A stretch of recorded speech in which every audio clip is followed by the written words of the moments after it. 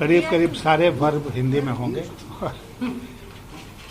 नहीं, आज हम लोग जो विशेष रूप से आए चुनाव आयोग से मिलने के लिए, उसके पीछे 2 चरणों का जो अनुभव था चुनाव का, उसको हम लोगों ने लिखित रूप में उनको दिया है और उसके साथ ही साथ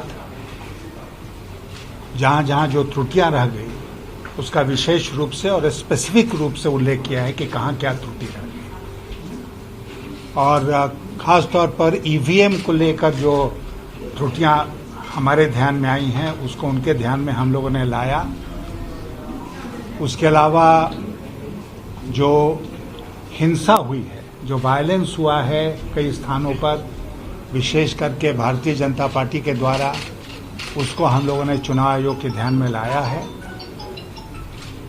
और अनुरोध उनसे किया है कि आगे इन बातों पर विचार करके वो सुनिश्चित करें कि ये त्रुटियां आगे नहीं होगी, क्योंकि 6 फेज का चुनाव अभी बाकी है।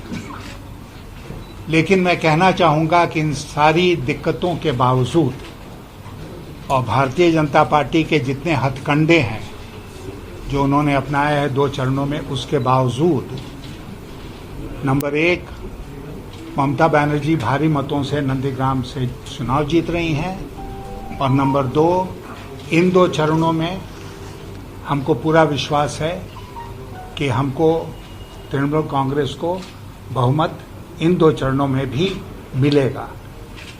आपको याद होगा कि पहले चरण के चुनाव के बाद देश के गृह मंत्री ने एक भविष्यवाणी की थी कि 30 में वो 26 सीट जीतने जा रहे हैं।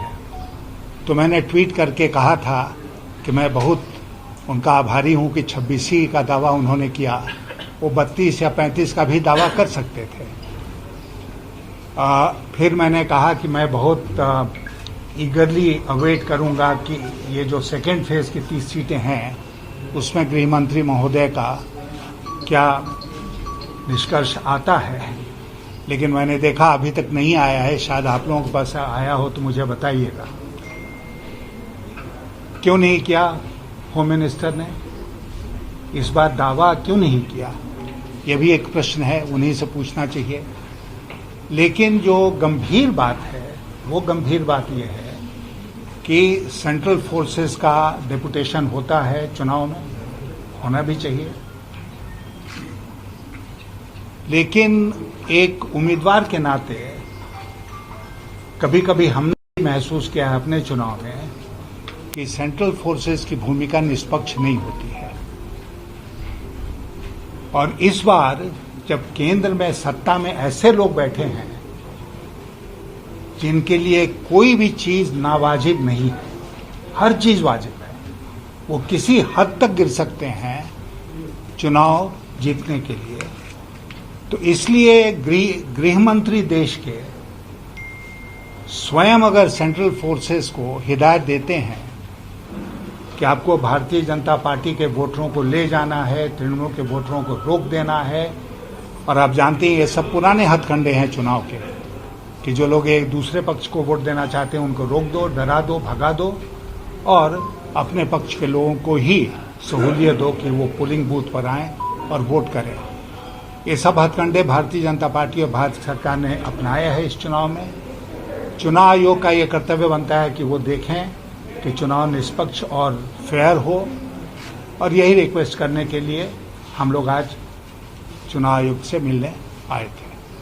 आप कह रहे हैं दोनों चरणों में जो चुनाव वो निष्पक्ष रूप से चुनाव भी आप कहना चाहते हैं? मैं ये कहना चाहता हूं कि जितना उसको पार्टीजान, एक पक्षीय बनाया जा सकता था, उतनी भरपूर प्रयास भारतीय जनता पार्टी और देश के गृह मंत्री महोदय ने किया। लेकिन उसके बाद भी जो लोगों के बीच में लहर है उसको कोई रोक नहीं सकता, आप जानते हैं। और देश में कई चुनाव हुए हैं जिसमें कि ये बात साबित हुई है। और इसीलिए मैं कह रहा था आपसे कि उस सब के बावजूद इन 60 सीटों में, जिसका 2 चरणों में चुनाव हुआ है, तृणमूल कांग्रेस को भारी बहुमत मिलने जा रहा है। Subscribe now and press the bell icon. Never miss an update.